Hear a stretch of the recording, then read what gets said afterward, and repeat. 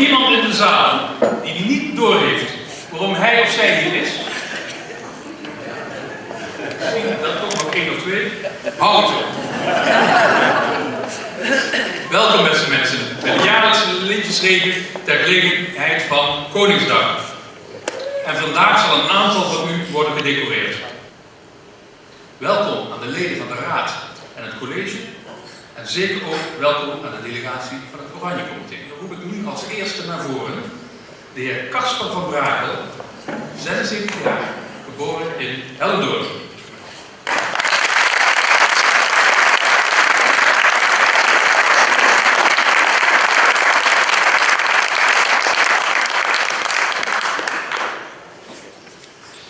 De heer Van Brakel was bijna 20 jaar lang 4 dagen per week op kantoor in Amersfoort aanwezig. Hij registreerde bij het AZC alle nieuwe en vertrekkende cliënten, had het beheer over de dossiers en was een vraagbaak voor cliënten op persoonlijke en maatschappelijk gebied.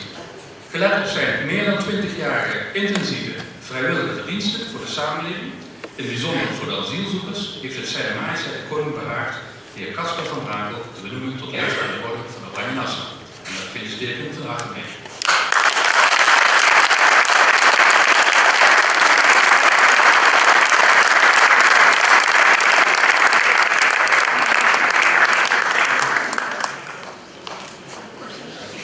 Mevrouw Paus zet zich van 1996 tot heden bijzonder in voor de zendersgemeenschap.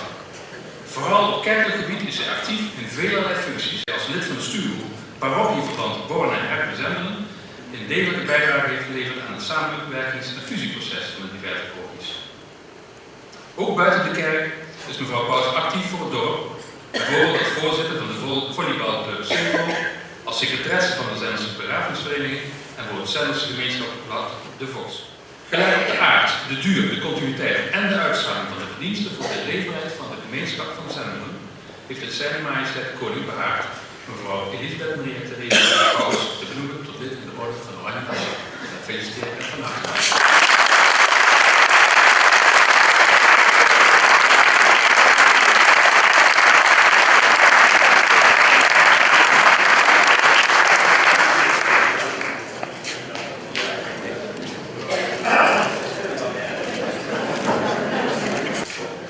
De derde persoon die ik graag naar voren zou willen roepen is de heer Henricus Gerardus Rietjes. Volgens mij was de verrassing af te lezen vanmorgen op zijn gezicht. Vanaf 1990 tot heden zet de heer Rietjes zich bijzonder in voor de Mariakapel Koppelsbrink als voorzitter, penningmeester, maar ook gewoon als vrijwilliger en hij is ook het centrale aanspreekpunt. Daarnaast is hij kerkwacht in de Stefanuskerk en was hij penningmeester en bestuurslid van de dorpswouters. En zat hij 16 jaar in de tentoonstellingscommissie van het museum Het Bussemaker. Gelet op de aard, de duur en de intensiteit van de verdiensten voor de gemeenschap heeft het Zijne Majesteit de Koning behaagd de heer Henricus Gerardus Rietjes te benoemen tot lid in de Orde van Oranje Nassau.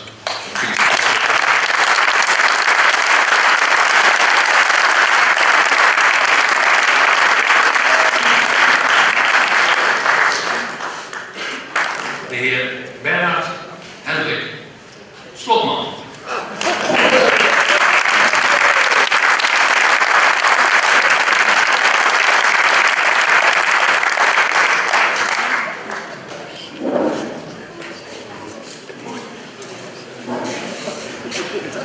Ook hier een complete verrassing, mooi.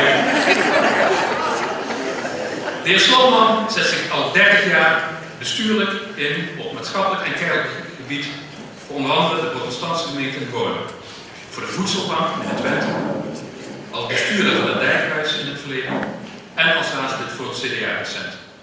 Gelet op de aard, de duur en de intensiteit van de verdiensten voor de gemeenschap heeft het Zijne Majesteit de Koning behaagd de heer Bernard Hendrik Slotman te benoemen tot lid in de Orde van Oranje Nassau.